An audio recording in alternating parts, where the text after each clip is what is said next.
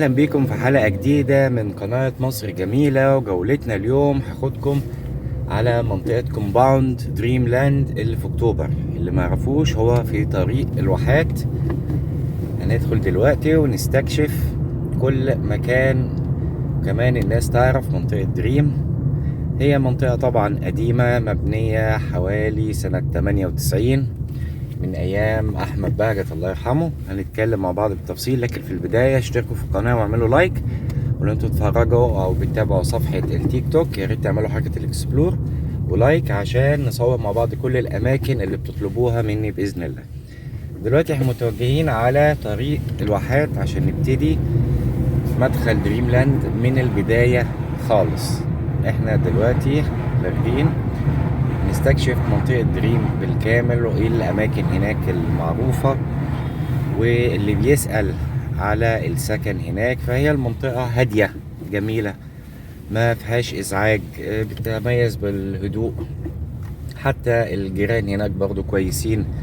ففي تفاصيل لو اي حاجة عايزين تعرفوها اكتبوها لي في الكومنتات وانا اجاوبك عليكم باذن الله. لكن هي في العموم من اقدم الكومنتات اللي موجودة في اكتوبر. يعني دريم لاند من 98 قديمة جدا زي ما قلت لكم.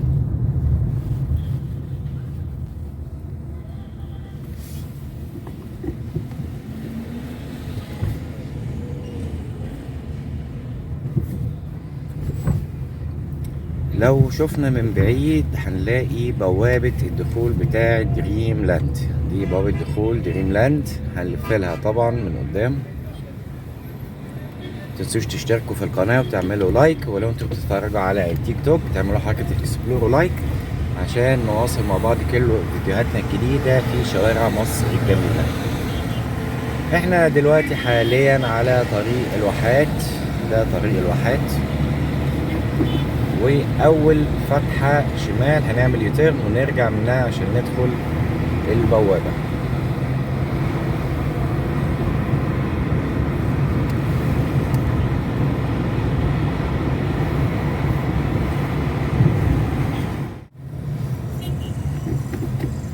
ولسه مكملين رحلتنا لكومباوند دريم لاند.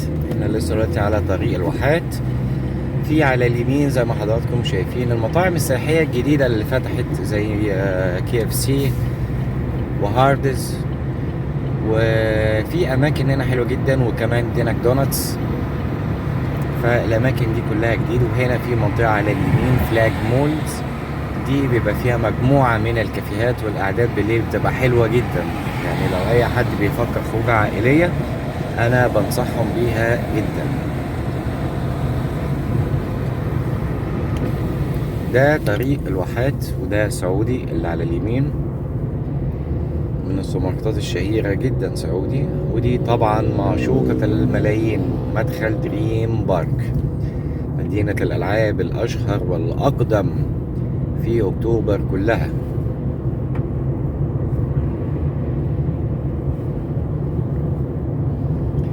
حوالي 100 متر وندخل بداية رحلتنا اليوم في دريم لاند. هي دي البوابات، لكن في البداية بفكركم تشتركوا في القناة وتعملوا لايك عشان نواصل مع بعض كل تغطياتنا الجديدة. هنا دي البوابة زي ما احنا شايفين مع بعض. دي البوابة الرئيسية بتاع دريم لاند، ودي الأقدم. يمكن بس جددوها شوية بعض الدهانات. بتتميز بالأمن، بتتميز بالسكيورتي على طول. منظمة، بحس انها من جوه منظمة يعني.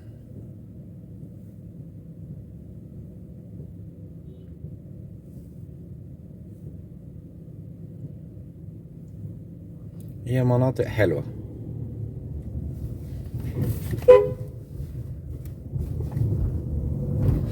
دلوقتي احنا دخلنا دريم لاند. تتمتع بالمناظر الطبيعية، كمية الاشجار فيها حاجة حلوة بصراحة. هي منظمة كمان.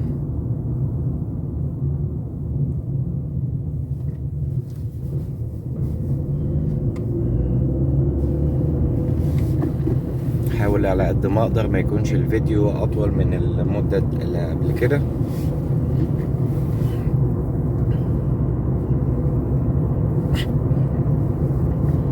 على يميننا وشمالنا هنا في فندق هيلنان هولتل، من الفنادق القديمة جدا هنا. وبعد كده في قدامنا دي منطقة كل دي فيلل، كل دي مناطق فيلات.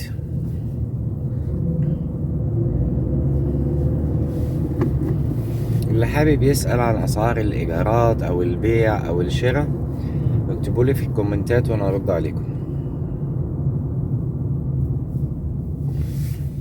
منظمة جميلة جدا بصراحة، يعني أنا قلت جولة بالنهار خدكم معايا كده نستكشفها. ومن هنا مدخل يمين، هنا الفندق هيلنان دريم هوتيل.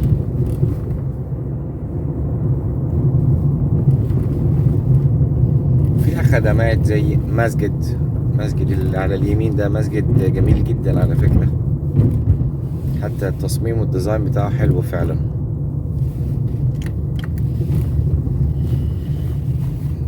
هنا المطبات مختلفة شوية عن الطرق من برا، بتبقى زي يمين وشمال حواجز، تبقى زي الحواجز.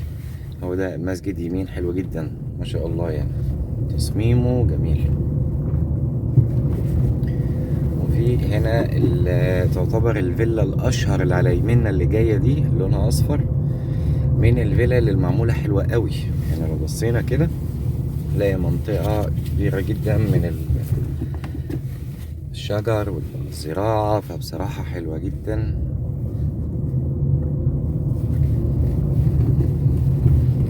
وبعد كده بتيجي مرحله اللي هي العماير في دريم لاند، بتبقى ليها ترتيب طبعا في الارقام، يعني مثلا 500 600 700. وفيها بوابات امن كتير حتى جوه كومباوند، حتى جوه الكومباوند في ما هنا كتير جدا يعني.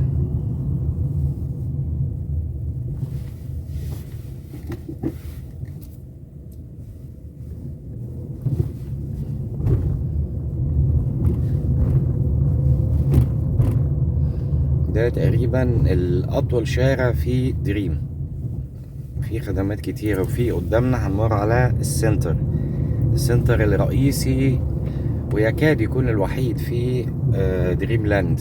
هو صغير مفهوش خدمات كتير يعني، لكن ممكن في زي صيدلية، سوبر ماركت، في بعض الخدمات، لكن الاعتماد عليه أو سكان دريم مش بيعتمدوا عليه، يعني حاجاتهم كلها بتبقى من بره.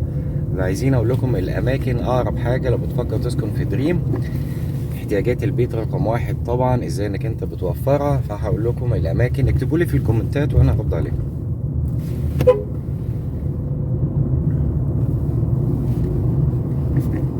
وهنا في مسجد تاني، يعني لاحظنا في مسجدين على اليمين في نفس الشارع ده، يعتبر من اكتر الشوارع حيويه في دريم. خدمات والسنتر ومجمع مدارس هنا كتير، في اكتر من 3 مدارس، يعني شويفات ودريم، وفي مدرسة كمان مش فاكر اسمها حاليا.